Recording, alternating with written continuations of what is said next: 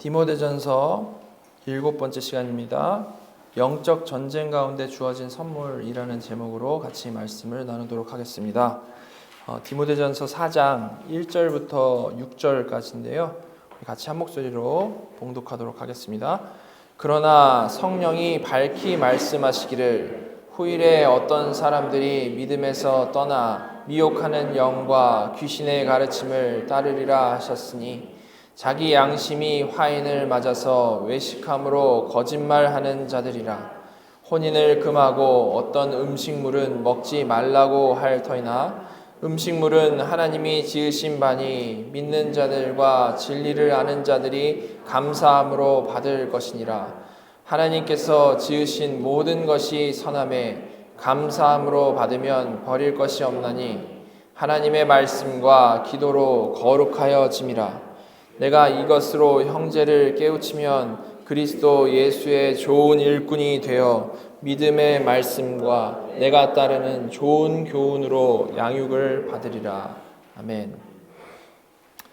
우리는 지난 2주에 거쳐서 교회 항존직, 장로와 안수집사에 대해서 같이 살펴봤습니다. 다양한 생각들을 해봤었는데요.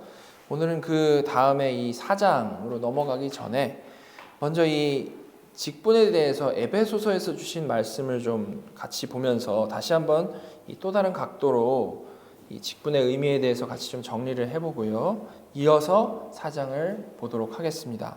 자, 에베소서 4장 8절부터 좀 보시면 8절에 보시면 그러므로 이르기를 그가 위로 올라가실 때에 사로잡혔던 자들을 사로잡으시고 사람들에게 선물을 주셨다 하였도다. 사도 바울은 먼저 그가 위로 올라가실 때에 대해서 얘기를 합니다. 이것은 예수 그리스도의 승천에 대해서 말씀을 하시는 거겠죠. 그리스도의 승천을 설명하시면서 사탄에게 사로잡혔던 자들을 다시 회복하시고 그렇게 회복된 자들에게 선물을 주셨다라고 말씀을 하고 있는 겁니다. 여러분, 여기서 우리가 지금 살펴보려는 것은 이 주님이 선물을 주셨다라는 이 사실인데요. 주님께서 무슨 선물을 주셨습니까? 여러분 선물 받으신 거 있나요? 에베소서는 이 선물에 대해서 정확하게 설명을 하고 있는데요. 11절 보시면 그가 어떤 사람은 사도로, 어떤 사람은 선지자로, 어떤 사람은 복음 전하는 자로, 어떤 사람은 목사와 교사로 삼으셨으니. 그 선물이 바로 직분자들인 겁니다.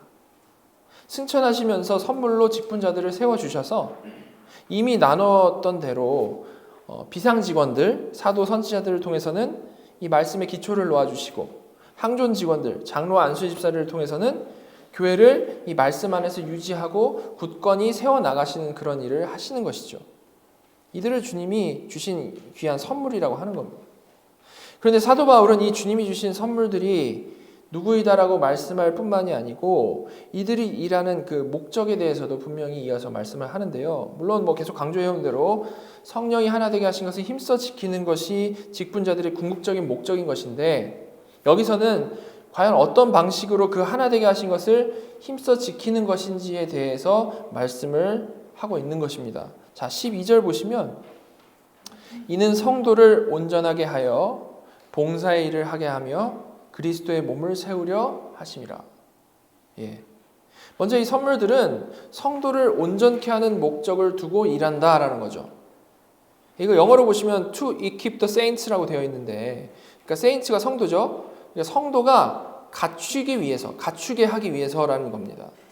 성도는 사도와 선지자가 세워놓는 그 말씀을 듣고 믿은 자들이 성도지 않습니까? 그런데 바로 그 성도가 그냥 그렇게 방치되도록 내버려 두는 것이 아니고 혹은 성령님이 그냥 각자의 자리에서 자라게 하시니까 더 이상 외부적인 특별한 인도하심이 없다 이런 게 아니고요.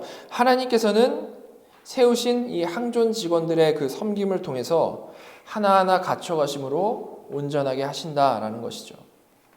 그리고 이어서 그렇게 갖춰지도록 온전케 되도록 하시는 그 이유 뭐라고 말씀합니까? 그 이유는 봉사의 일을 하게 하기 위해서라는 거죠. 여기서 봉사의 일이라는 것은 그냥 봉사활동한다 그런 얘기가 아니고 정확히 목적이 있는 그 봉사의 일을 한다라는 그런 말씀인 겁니다. 그게 뭘까요? 자, 이어져서 나오고 있는 대로 그리스도의 몸을 세우려 하심이라. 즉 그리스도의 몸을 세우는 것 뭡니까? 교회를 온전히 세우는 목적으로 봉사의 일을 하게 한다라는 거죠. 이렇게 이 본문에서는 하나님께서 선물로 주신 이 항존 직원들을 사용하셔서 무엇을 이루시는지를 지금 정확히 말씀을 하고 있는데요. 일단 성도를 온전하게 하기 위해서 항존 직원들은 맡은 바 소임을 다 하는 것이고, 그들을 통해서 그렇게 이제 익힙이 된, 잘 갖추게 된 교회를 세워 나가기 위해서 봉사의 일을 해 나간다라는 겁니다.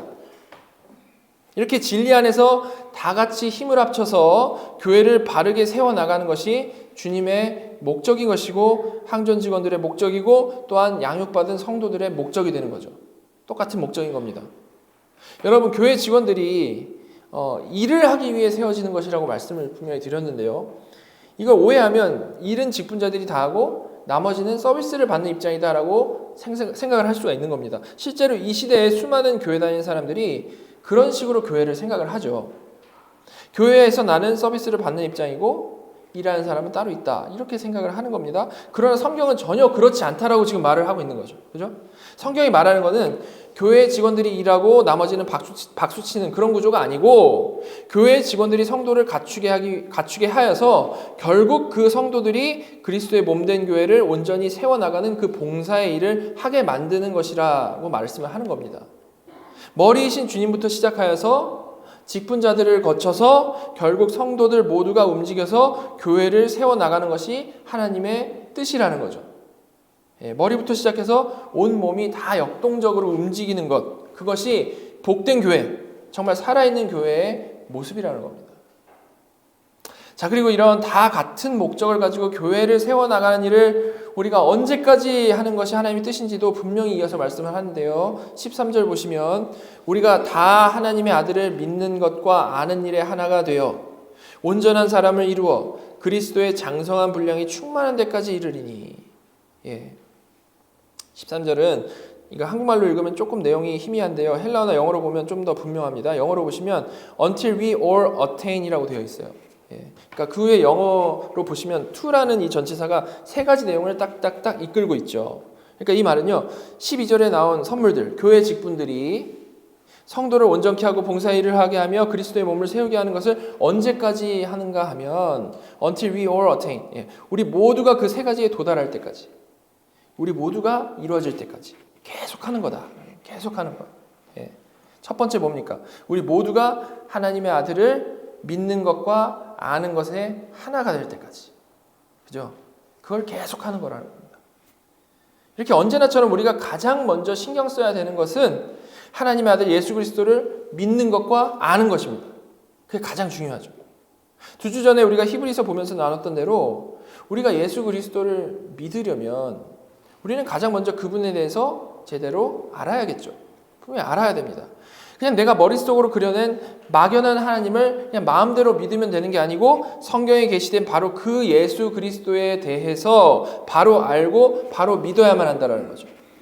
그런데 그렇게 바로 알고 바로 믿는 것에 있어서 하나가 될 때까지, 즉 공동체 안에 모든 사람들이 그 같은 믿음을 잘 가질 수 있을 때까지 직분자들은 계속해서 섬겨야 된다는 말입니다. 특히 이제 믿고 아는 것에 대한 내용이니까 특히 목사가 특별히 힘써야 되는 부분이겠죠. 그죠? 두 번째 뭡니까? 우리 모두가 온전한 사람을 이룰 때까지 계속하라라는 겁니다. 여기서 온전한 사람이라는 것은 뭐 단순히 윤리적으로 완벽한 사람 이런 걸 말하는 게 아니겠죠. 비기독교인도 윤리적으로 대단한 수준에 오를 수 있고요. 반대로 거듭난 성도도 사람의 성향과 그 인생에 따라서 삶이 매우 정돈되지 않을 수 있죠.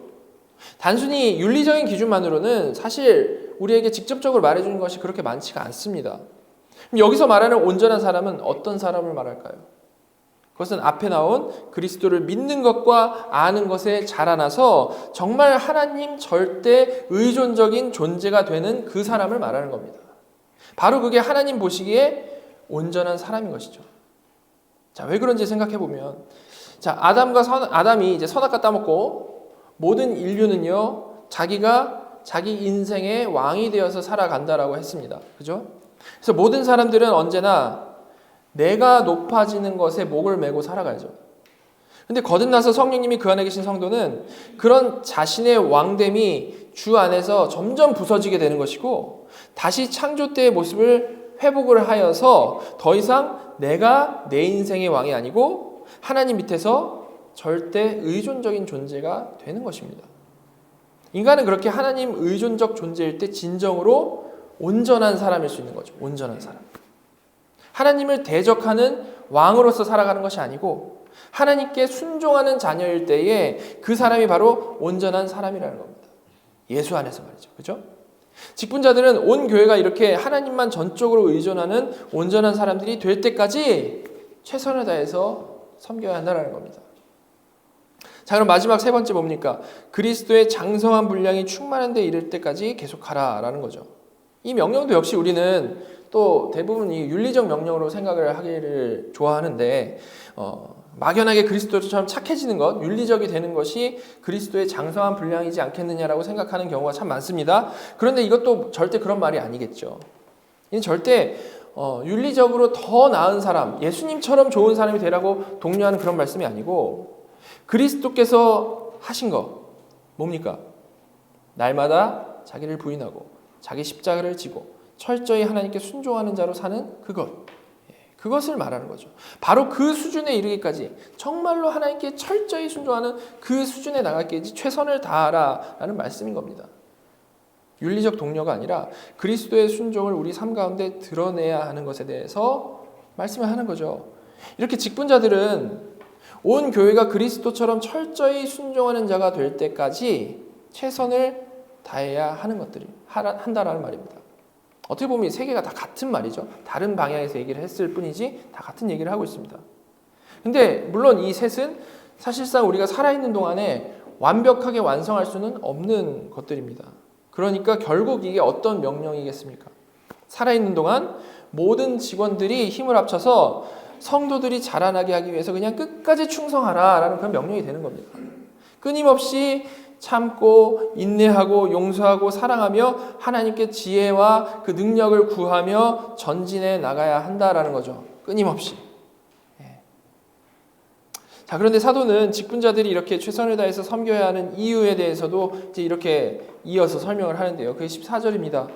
이는 우리가 이제부터 어린아이가 되지 아니하여 사람의 속임수와 간사한 유혹에 빠져 온갖 교훈의 풍조에 밀려 요동하지 않게 하려 함이라. 교회 다니면서도 하나님의 자녀로서 자라나지를 못할 때 그리스도께서 주신 선물인 직분자들을 통해서도 전혀 유익을 얻지 못할 때에 우리는 이 13절에 나온 온전한 사람의 반대가 되는 여기 나온 어린아이로 남게 되는 겁니다. 온전한 사람과 어린아이. 어린아이 특징 뭐죠? 어린아이는 일단 연약하고요. 그리고 어린아이는 자기의 기준이 잘 없기 때문에 이 말 저 말에 흔들리는 아이들입니다. 그죠? 그래서 사도 바울은 이런 어린아이의 연약함을 뭐라고 표현했습니까? 풍조에 밀려 요동한다라고 표현을 하고 있죠. 풍조에 밀려 요동한다. 파도와 바람에 밀려가지고 막 이리저리 요동치는 그 모습을, 이미지를 여기다 적용해서 어린아이에게, 영적 어린아이에게 대입을 한 겁니다. 그게 영적 어린아이들이 처해 있는 상황이라는 거죠. 그런데 영적 어린아이들을 그렇게 요동치게 하는 파도와 바람, 그게 뭐라고 하고 있습니까? 사람의 속임수, 간사한 유혹에 빠지는 것이다 라고 말씀을 하고 있죠. 즉 겉보기에는 그럴싸하지만 사실은 성경을 거스르는 잘못된 교훈들, 악한 교리들의 영적 어린아이들은 되게 쉽게 흔들린다는 겁니다. 겉으로 그럴싸해 보이지만 사실은 아닌 것들. 그런 온갖 교훈의 영적 어린아이들은 마치 폭풍우에 휩쓸리듯이 이리저리 휩쓸려 다닌다라는 거죠. 자, 그렇기 때문에 이렇게 성도들이 영적 어린아이들이 되지 않게 하기 위해서 직분자들은 성도들이 정말로 바로 설 수 있도록 그리스도의 몸된 교회가 온전히 세워져 나가도록 정말로 최선을 다해야 하는 겁니다. 누구든지 믿자마자 갑자기 온전한 사람이 되는 게 아니라 이 영적 어린아이에서부터 자라나는 것이기 때문에 직분자들은 이를 놓고 최선을 다해야 된다는 거죠. 여러분, 근데 지금 살펴본 이 에베소서에서 묘사하는 지금 이 우리의 인생의 모습, 어떤 모습으로 보이십니까? 지금 이 영적 어린아이가 처해 있는 그 모습을 생각해 볼 때 어떤 모습처럼 보이십니까? 사람의 속임수와 간사한 유혹, 온갖 교훈의 풍조가 강하게 파도치는 그 사이에서 최선을 다해서 신앙을 지켜나가는 그런 모습. 곧 이게 뭡니까? 대장 되신 예수 그리스도 아래서 사명을 받은 직분자들을 중심으로 해서 다 같이 치열하게 싸워나가는 영적 전쟁의 모습인 것이죠. 그렇죠? 예수님이 대장이시고 직분자들은 뭐 백부장 정도 되는 거고 이렇게 다 같이 싸워나가는 겁니다. 영적 어린아이들을 딱 본진 가운데 두고 정말 방어하면서 피 튀기게 싸우는 영적 전장이 우리네 인생이라는 겁니다. 교회라는 거죠. 교회. 여러분은요, 바로 이 전장에서 선한 싸움을 싸워나가는 정말 온전한 사람, 그리스도의 군사일 수도 있고요. 반대로 풍조에 밀려 요동하는 어린아이일 수도 있는 것입니다. 근데 어쨌든 분명한 것은 우리가 느끼든 느끼지 못하던, 우리가 적극적으로 싸워나가던 아니든 우리 모두는 아주 치열한 영적 전쟁의 현장에서 살아가고 있다라는 거죠. 직분자들은 이런 전장에서 최선을 다해서 선한 싸움을 앞장서서 싸우고 최선을 다해서 영적 어린아이들을 온전한 사람이 되도록 양육을 해야 하는 미션을 받은 겁니다. 대장으로부터.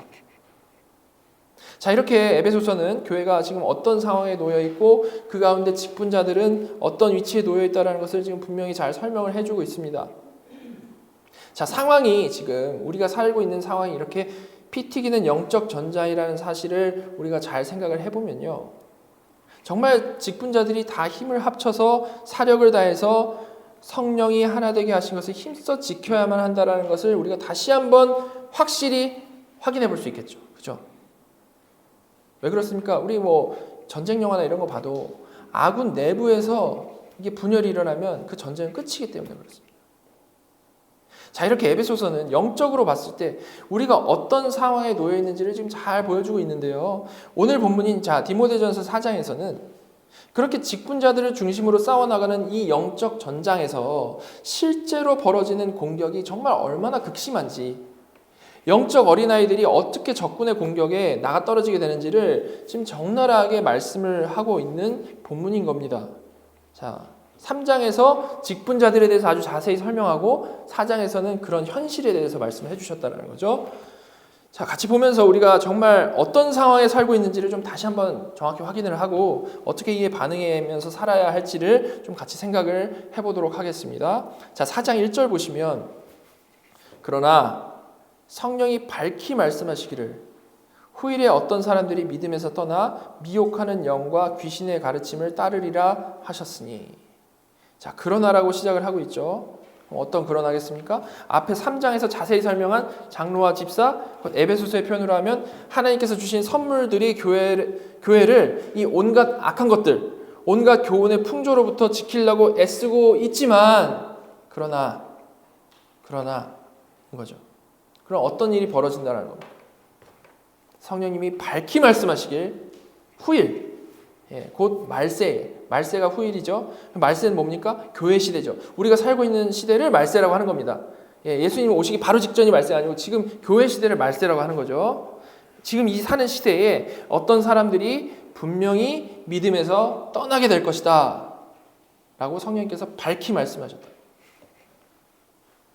지금 이 말씀의 상황을 좀 더 이 전쟁의 느낌으로 상상을 해보면 이는 마치 전투에 나가기 전에 대장 되시는 성령께서 오셔가지고 앞으로 너희들이 전장에서 이런 심각한 일들을 겪게 될 거야 라고 아주 생생하게 브리핑해 주는 것과 같은 모습인 것이죠. 전쟁 영화 보면 꼭 그런 거 있지 않습니까? 장군이 와가지고 막 연설을 하는, 정확히 그겁니다. 자, 그래서 보시면 여기서 성령님이 밝히 말씀하신 내용이 되는 어떤 사람들이 믿음에서 떠난다라는 것, 정확히 뭘 의미할까요? 일단 확실한 것은 이들은 교회와 전혀 상관이 없는, 믿음과 전혀 상관이 없는 불신자들이 전혀 아니라는 겁니다. 믿음으로부터 떠나기 위해서는 일단 믿음과 관련이 있는 사람이어야겠죠. 그렇죠? 이들은 분명히 교회 안에 있던 사람들이라는 겁니다.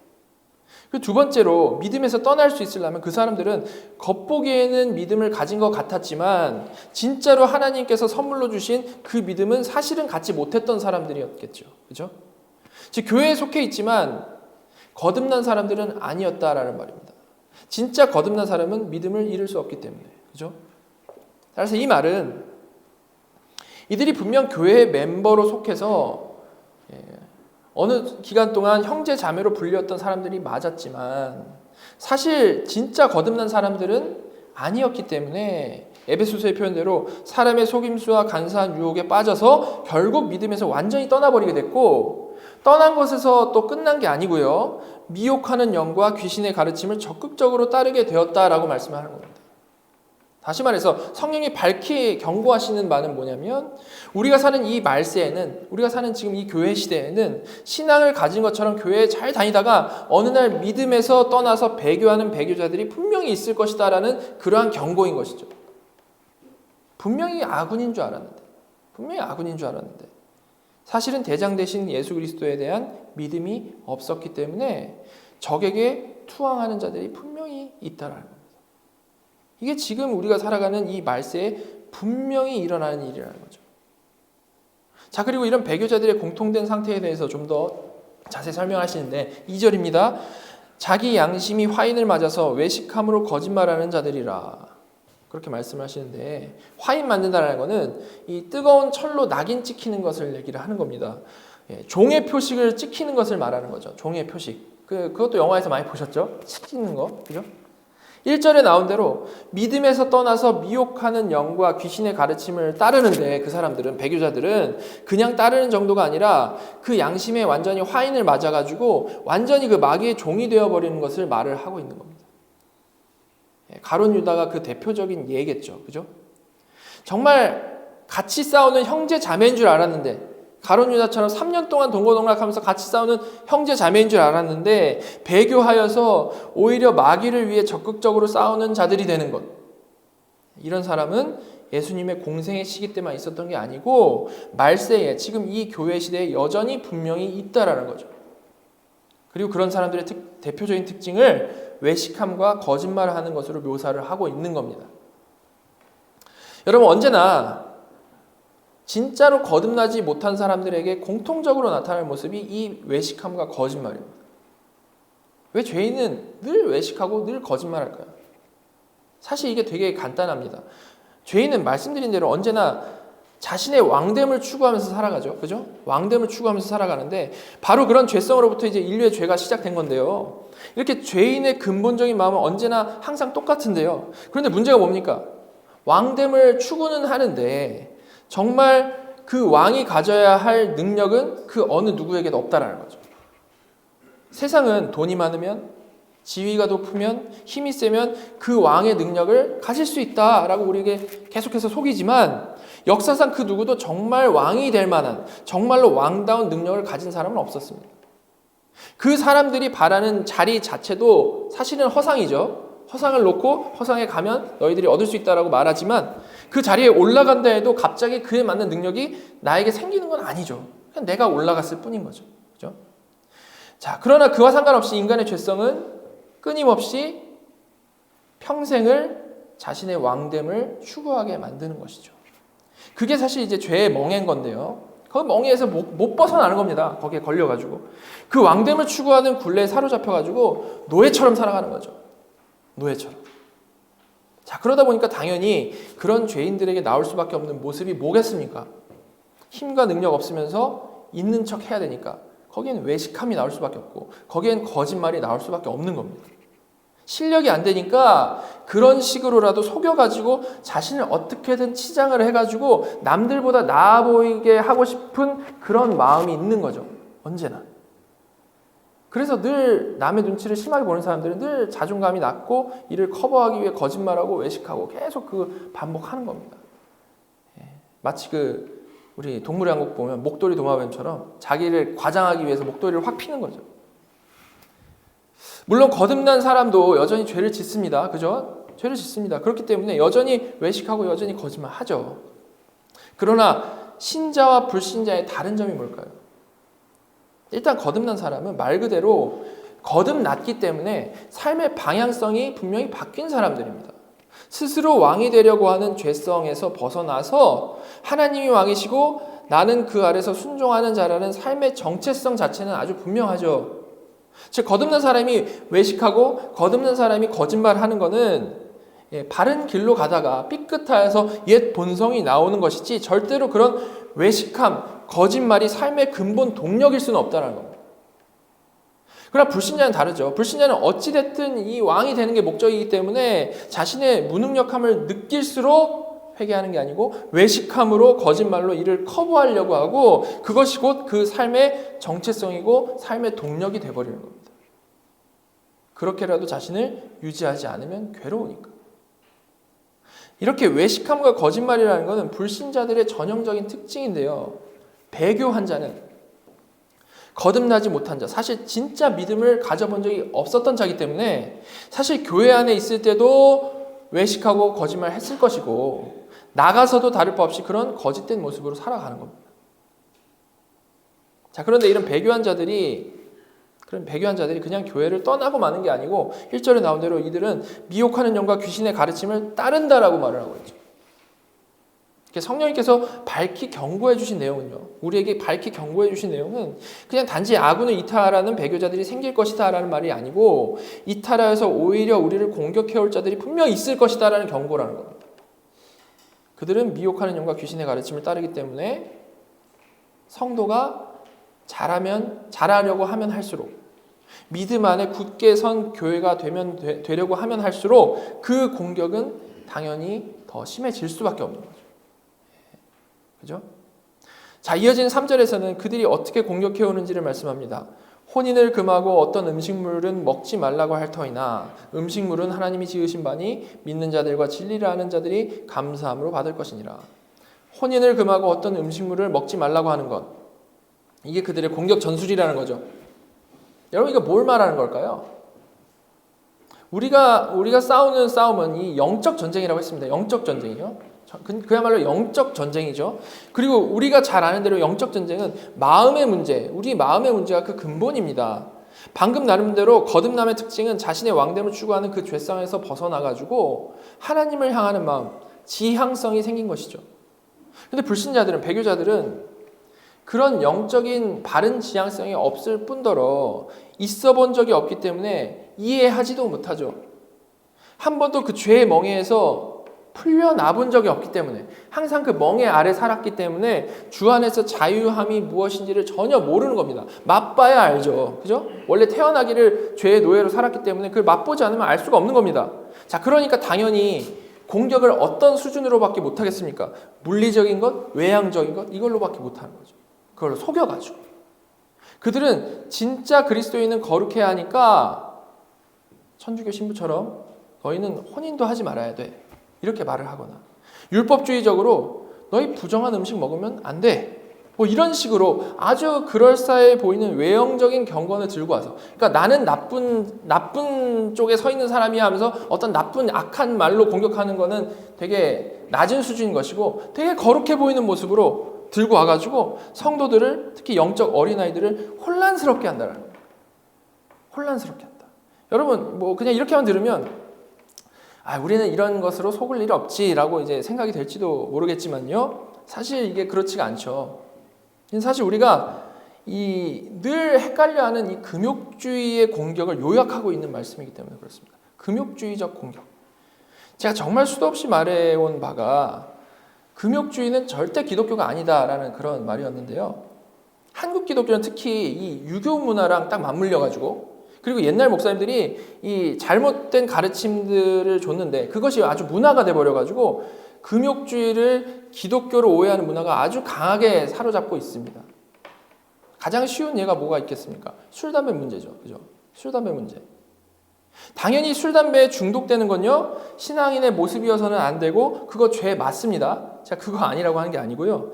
그러나 여기서 제가 말한 지금 중독되는 것이라는 것, 이 주제를 생각을 할 때에 가장 중요한 마음과 관련된 문제, 그 영적인 문제, 중독되는 것, 그 영적인 문제를 빼버리고 그냥 금욕주의적이고 율법주의적으로 술을 먹으면 그 자체가 죄고 담배를 피면 그 자체가 죄다라고 정죄의 문화를 만들어버린 거죠. 여러분 이게 정확히 3절에 나온 지금 이 배교자들의 공격 아닙니까? 어떤 음식물을 먹지 말라고 하는 그 예 아닙니까? 그렇죠. 그래서 이런 금욕주의는 결국 술, 담배 하는 사람은 죄인, 술, 담배 안 하는 사람은 의인으로 생각하게 만듭니다. 즉 진리가 그 기준이 아니고 복음이 그 기준이 아니고 술, 담배 자체가 신앙의 척도가 되어버리는 거죠. 분명히 말씀드리지만 절대 술 먹는 것 자체가 죄가 아닙니다. 그냥 오히려 남이 뭡니까? 남이 술 먹는다고 정죄하는 마음, 자기가 술 안 먹는다고 신앙이 좋다라고 생각하는 그 자만심이 죄죠. 그죠? 자, 그리고 이뿐만이 아니고 뭐 사실 금욕주의 아래 있는 영향 받고 있는 게 너무나도 많죠. 뭐 목사는 이러면 안 된다, 뭐 장로는 이러면 안 된다, 뭐 사모는 이러면 안 된다 등등등 정말 전혀 출처를 알 수 없는 금욕주의적인 사고 방식들이 사람들을 정말 쓸데없는 데다가 힘을 빼게 만들고요, 교회를 철저히 좀먹고 있는 겁니다. 사탄은 그런 쓸데없는 것으로 사람들의 신경이 팔리게 해가지고 정작 본질에서는 멀어지게 하는 거죠. 복음 내용, 복음의 그 진리의 깊이 이런 거 하나도 모르면서 맨날 술, 담배 얘기만 하고 있는 거 아닙니까? 영적 어린아이들은 예외 없이 이런 것들 다 쉽게 넘어가죠. 쉬우니까요. 남을 정죄하기도 쉽고 나는 괜찮다라고 안심하기도 쉽고. 이런 잘못된 모습에 대해서 바울이 뭐라고 지금 정확히 말씀하고 있습니까? 3절 뒷부분에서는 음식물은 하나님이 지으신 바니 믿는 자들과 진리를 아는 자들이 감사함으로 받을 것이니라. 그렇게 말씀하고 4절에서는 하나님께서 지으신 모든 것이 선함에 감사함으로 받으면 버릴 것이 없나니 이렇게 말씀을 하고 있는 겁니다. 즉 이 배교자들, 거짓 교사들은 정말 별거 아닌 음식으로 금욕주의적인 사고방식으로 사람들을 걸려 넘어지게 하고 헷갈리게 만들지만 사실 음식물은 하나님이 지으신 바고 하나님이 지으신 것은 모두 선한 것이기 때문에 그냥 믿는 사람은 감사히 받으면 된다라고 말씀을 하고 있는 겁니다.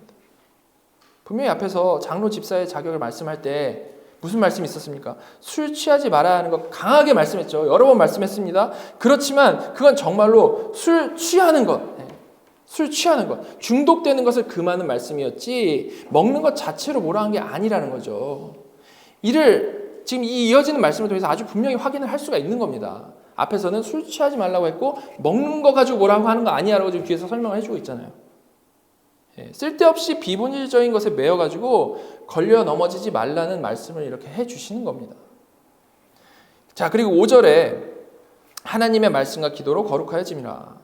이 말씀은 성도가 하나님의 말씀과 기도 중에 그 음식들을 감사함으로 받는다면, 바른 신앙 안에서 음식들을 먹고 살고 있다면 아무리 그것이 뭐 부정해 보이는 거라 할지라도 그런 이런 바이아스를 가지고 있는 거라 할지라도 이 세상의 모든 것은 사실 하나님이 창조하신 거룩한 것이다 라는 거죠. 강조하고자 하는 바가 뭡니까? 언제나 받는 사람의 상태, 받는 사람의 믿음이 중요한 거지 물리적인 것 자체가 무언가를 판단하는 기준이 될 수가 없고 그걸로는 성도에게 어떠한 악영향을 줄 수가 없다라는 거죠. 술을 먹고 안 먹고가 문제가 되는 게 아니고 술로부터 정말 자유한가? 뭐 아무런 나에게 유혹이 안 되면 자유한 거 아닙니까? 아니면 거기에 정말로 중독되었는가? 그게 중요한 거죠. 그 술이라는 물리적인 것과 내 영적 상태가 실제로 어떻게 지금 엮여 있는가가 중요한 것이라는 말입니다. 이렇게 배교자들은 언제나 이런 뭐 비본질적인 것을 들어가지고 헷갈리게 하고 교회를 해하려고 하고 전열을 흐트리려고 하고 영적 어린아이들을 넘어지게 하려고 하는데요. 그러나 바울은 성도는 그렇게 비본질적인 것들이 흔들리는 자들이 아님을 언제나 우리 마음에서부터 시작되는 본질적인 것들이 중요한 것이다 라는 것을 다시 한번 상기시키는 것입니다. 그리고 지금까지 직분자들의 역할이 중요함을 계속해서 말해오던 중이었기 때문에 다시 한번 직분자들을 향해서 이렇게 말씀하는 거죠. 6절입니다. 내가 이것으로 형제를 깨우치면 그리스도 예수의 좋은 일꾼이 되어 믿음의 말씀과 내가 따르는 좋은 교훈으로 양육을 받으리라. 내가 이것으로 형제를 깨우치면 여러분 여기서 말한 이건 뭡니까? 지금까지 말씀한 금욕주의에 대한 경계 이거를 말을 하는 거죠. 사람들 특히 영적 어린아이들은 동서고금을 막론하고 늘 이런 비본질적인 것, 표피적인 것으로 헤매면서 인생을 낭비합니다. 근데 목사, 교사인 너가 이런 것의 거짓됨과 위험성을 잘 알려가지고 사람들이 이거를 깨우치게 되면 그것이 바로 그리스도 예수의 좋은 일꾼의 모습이라는 거죠. 그리고 그런 너의 깨우침을 통해 비본질을 분별하게 된 성도들은 그렇게 비본질만 구별하고 끝나지 않고 이건 비본질이니까 이거는 필요 없는 거야 라고 분별만 하고 끝나는 게 아니고 그리스도 예수의 좋은 일꾼인 너가 전하는 믿음의 말씀과 좋은 교훈으로 잘 양육받을 것이다 라고 말씀을 하고 있는 거예요. 지금 이 말씀 그럼 뭘 내포하는 거겠습니까? 그러니까 목사를 중심으로 너희 직분자들은 이런 정말 비본질적인 것, 사람들을 걸려 넘어지게 하는 이 거짓 교훈들이 있을 때 그거를 좌시하지 말고 끝까지 맞서 싸워라. 정말 영적 전쟁에서 맞서 싸우라는 그런 명령이 들어있는 것이죠. 디모데전서 시작하면서부터 뭐라고 말씀하셨습니까? 목사는, 교사는 교회에 이 거짓 교훈들이 스며들어 오려고 할 때에 분별력을 가지고 이거를 정확히 캐치해가지고 성도들이 혼란스럽지 않도록 분명히 가르치고 맞서 싸워야 한다라는 말씀을 했지 않습니까? 그죠? 그리고 그 가르침을 통해서 동일한 분별력을 갖게 된 성도들은 잘 양육받고 한 단계 더 성숙하게 되는 거죠.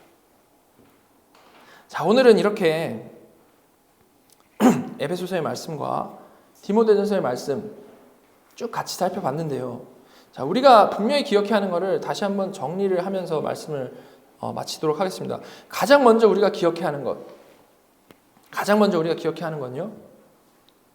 우리는 정말로 영적 전쟁 상황 가운데 살고 있다라는 겁니다. 정말로. 우리는 역사에서 기독교인들이 아주 심하게 핍박받았던 그런 시대들에 대해서 잘 알고 있고요. 지금도 선교지에서 핍박받는 사람들이 있다라는 사실 잘 압니다. 그리고 그들을 보면서 그들은 정말 영적 전쟁을 치열하게 살았고 지금도 살고 있으며 큰 환난을 믿음으로 이겨내고 있는 사람들이구나라고 생각을 하죠. 이거 정말 맞는 말이고 정말 맞는 생각입니다. 그죠? 하지만 그러면서 우리가 그들과 비교되는 우리의 딱 상황을 보면서 우리가 막연히 그냥 안심하면서 살아가고 있다면 그거는 정말 큰 오해인 것이고 사탄에게 제대로 속고 있는 것이란 말이죠. 왜 그렇습니까? 우리에게 대놓고 핍박이 없다라고 해가지고 사실 영적인 공격이 없는 게 절대 아닌데 그럼에도 불구하고 우리의 긴장이 완전히 풀려있는 상태이기 때문에 그런 겁니다. 그래서 사실 우리가 겪고 있는 이 평범한 가운데 오는 영적인 공격은요, 대놓고 외부적인 박해를 받는 상황보다 훨씬 더 위험한 거죠. 왜냐하면 이게 대놓고 공격을 받게 되면 아무리 이게 오합지졸의 군대라 할지라도 살기 위해서 전열을 가다듬고 정신 차리게 됩니다. 그렇지만 우리는 마치 막 서서히 스며드는 물처럼 모르는 사이에 우리의 생각과 삶이 장악되어 버리는 그런 공격을 받고 있기 때문에 너무 위험한 거죠. 긴장을 풀고 있는 상태에서 막 완벽히 그냥 물들어 버리는 겁니다. 그냥. 이게 정말 무서운 거죠. 그렇죠? 자, 그래서 지금 같은 상황에서 우리가 가장 먼저 기억해야 할 것이 바로 우리는 지금 심각한 영적 전쟁의 상황 가운데 놓여 있다라는 그 사실이라는 거예요. 이걸 분명히 자각해야 된다는 거죠. 선교지에서 핍박받는 것보다 오히려 더 위험한 영적 전쟁에 놓여 있음을 우리는 제대로 인지를 해야 된다는 겁니다. 자, 그래서 우리가 처해 있는 영적 전쟁에 대해서 좀 더 생각을 해보면요. 일단 어떤 공격들이 있을까요? 우리에게 오는 영적인 공격. 먼저 외부적인 수많은 공격들이 있죠. 그 공격들은 전체적으로 하나님을 대적하고 하나님을 조롱하는 그 문화에서부터 비롯되는 공격입니다. 요즘 영화나 막 드라마 이런 거 보면 하나님을 조롱하고 대적하는 코드가 안 들어가는 것을 찾기 힘들 정도로 전체적인 문화가 하나님을 대적하는 문화에 사로잡혀 있습니다. 그죠? 어딜 보나 다 반기독교적이죠. 그리고 그와 반대로 주술과 미신 이런 거는 갈수록 막 인기가 높아지고 있습니다.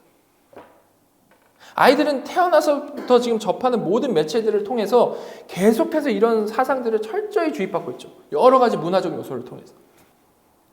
그리고 그렇게 노골적으로 대적하는 문화, 그것까지 생각 안 하더라도 세상의 흐름 자체가 되게 우리를 혼란스럽게 만드는 게 많은데요. 어떻게 그렇습니까? 영적인 것 자체에 전혀 신경 쓰지 못하게 하는 문화가 우리를 사로잡고 있죠. 온라인 뉴스, 헤드라인 이런 것만 쭉 봐도 모든 관심사가 어디에 있습니까? 외모, 성공, 육적인 쾌락, 이런 거에만 놓여 있는 것을 우리는 너무 쉽게 볼 수가 있습니다.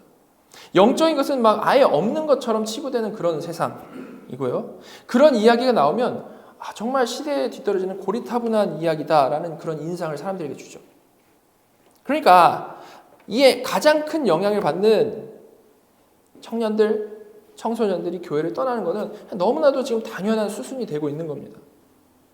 이런 사람들은 신앙 이야기하면, 이전의 사람들은, 이전에 우리 살던 옛날 사람들은 신앙 이야기를 하면 자기가 가지고 있는 논리를 가지고 그 신앙에 대해서 반박이라도 했었죠. 근데 지금은 문화 자체가 아예 그런 거는 안중에도 없는 문화입니다.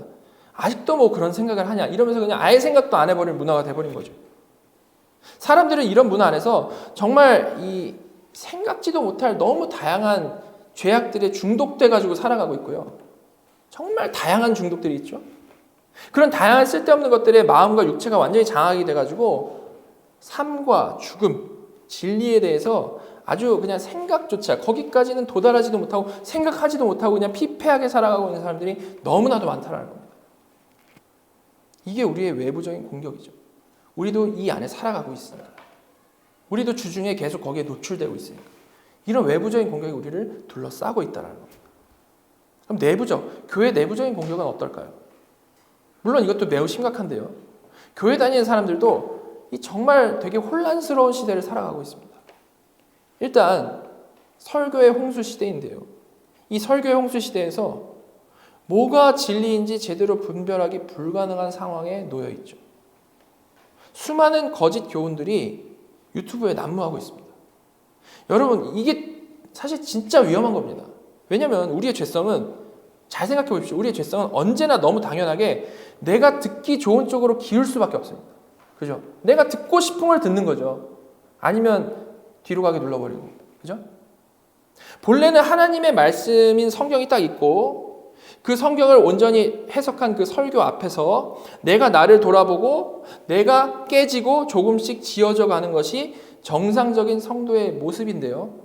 지금 이 시대는 완전히 반대로 수많은 사람들이 내가 내 취향에 맞는 설교를 역으로 찾아가는 방식으로 신앙생활을 하고 있다는 겁니다. 온라인에 설교가 워낙에 많으니까 거기서 어떻게든 내가 내 취향에 맞는 설교를 찾아 나가는 것이죠. 그러니까 말씀이 아무리 나에게 제대로 된 도전을 해도 자기가 생각하는 어떤 이 심리적인 한계, 선을 넘으면 그 말씀을 회피하고 오히려 이를 피해갈 다른 설교자를 찾아 헤매다가 거기서 이제 정당성을 찾고 거기에 눌러 앉는 거예요. 보통 우리는 설교를 통해서 어떻습니까? 어떤 이런 마이너한 도전을 받으면, 작은 도전, 나에게서 그렇게 중요하지 않은 것에 대한 도전을 받으면 그런 사소한 부담 앞에서는 아멘하고 좋아합니다. 그러나 정말 나의 근본적인 문제를 그 말씀이 건드리게 되면 정말 파르르 떨면서 잘 받아들이지 못하죠. 사실 이거 너무 당연한 거죠. 우리가 몇 주 전에 히브리서에서 살펴본 대로 진리의 말씀은 좌우의 날선 어떤 검보다 예리하여 혼과 영과 및 관절과 골수를 찔러 쪼개기까지 한다라고 분명히 나와 있지 않았습니까? 이게 괜히 하는 말씀이 아니고 진짜 나를 변화시키는 말씀은 내가 아파야 정상이라는 겁니다. 그럼 성도는 바로 이런 말씀 앞에서 어떤 모습이어야 정상이겠습니까? 아파하고, 정말 아파하고, 겸손히 내 자신을 돌아보고 눈물로 회개하고 조금씩 하나하나 고쳐나가야 정상이겠죠. 근데 요새는 보통 거기서 그런 칼이 날라오면 방향을 살짝 틀어서 그 이야기 안 하는 목사를 찾아간다는 겁니다. 이렇게 이 시대 수많은 사람들이 늘 내가 내 관점에 거슬리지 않는 선에서 신앙생활 한다는 것이 거기에 사력을 다해서 머무르는 거고요. 당연히 거기에는 어떠한 자라남도 없겠죠. 내 심리적으로 안전한 곳에만 찾아 있기 때문에. 그런데 어떻습니까? 그럼에도 불구하고 그런 사람들 역시도 설교는 열심히 듣고 있기 때문에 나는 신앙생활을 제대로 하고 있다라고 생각을 하고 있고요. 그 나를 만족시켜주는 설교를 하고 있는 목사가 박사학위라도 있으면, 유명하기라도 하면 저렇게 공부 많이 한 사람이, 저렇게 유명한 사람이 잘못된 말을 할 수 있겠어? 라는 그런 생각으로 거기서 안심을 하는 겁니다. 그리고 동시에 자기를 아주 그냥 파르르 떨게 했던 그 말씀은 끝까지 외면하고 더 완고해지는 거죠. 그리고 물론 그런 말씀을 전했던 목사는 격렬하겠죠. 쉽게 말해서 이런 겁니다. 어떤 사람이, 저 같은 사람이 운동 부족으로 몸이 망가져 있는 사람이 운동을 하기 싫어가지고 유튜브로 잘못된 운동은 오히려 몸을 망칩니다 라는 그런 식의 짤만 찾아보면서 만족감을 누리고 있는 것과 마찬가지의 상황이 지금 이 시대 수많은 사람들의 신앙생활 가운데 벌어지고 있다는 겁니다. 그런데 이에 더해서 인간의 죄성은 바른 진리를 꾸준히 진지하게 따라가기보다는 언제나 또 뭘 또 어디에 혹합니까? 자극적인 것에 혹하기 때문에 정말 많은 사람들이 정통 교리에 근거한 건전한 내용을 꾸준히 알아가는 것에 집중하기보다는, 지루하잖아요. 거기에 집중하기보다는 자극적인 내용, 교회를 비판하는 내용, 사람을 비판하고 헐뜯는 내용에 아주 환호하면서 이에 아멘으로 화답하는 거죠. 거기서 자기가 뭔가 의인이라도 된 듯이. 그리고 그뿐만이 아니라 오늘 본문에서 살펴본 대로 교회 안에 쓸데없는 전통들, 금욕주의에서 마치 정말 진리와는 상관없는 것들이 수많은 사람들의 이 선입견을 만들어가지고 바른 생활하는 것을 아주 심각하게 방해를 하고 있는 겁니다. 여러분, 이렇게 우리가 살아가고 있는 지금의 상황은 정말 아주 심각한 영적 전쟁의 상황이라는 겁니다. 정말 심각한 영적 전쟁의 상황. 로마의 핍박, 이슬람의 핍박 이런 거 없지만요. 사탄은 마치 이 마약이 사람을 서서히 중독시켜가지고 결국은 죽여버리는 것과 마찬가지로 수많은 이 악한 문화들을 통해가지고 사람들의 정신을 지배해가지고 영적인 죽음 아래 철저히 가둬놓고 있는 상황이라는 거죠. 자, 우리는 바로 이런 상황 가운데 살아가는 중에, 이런 상황 가운데 있는 중에 지금 이 교회의 직원들, 직분자들의 중요성을 알게 된 겁니다. 사람들이 이렇게 집단적으로 온전한 판단을 하지를 못하고 수많은 죄에 중독되어 살아가고 있는 이 상황에서 우리가 만약에 영적인 상황을 볼 수 있는 안경이 있다면 마치 전 세계가 이 정신병동에 있는 것 같은 이 상황에서 하나님은 하나님의 진짜 교회들에게 선물로 직분자들을 주시고 그들을 중심으로 그 가운데 하나님의 백성들이 정신 차리도록, 그 죄악된 문화에서 회복하도록, 그리고 하나님의 강한 용사로 지어져 가도록 도우신다라는 거죠.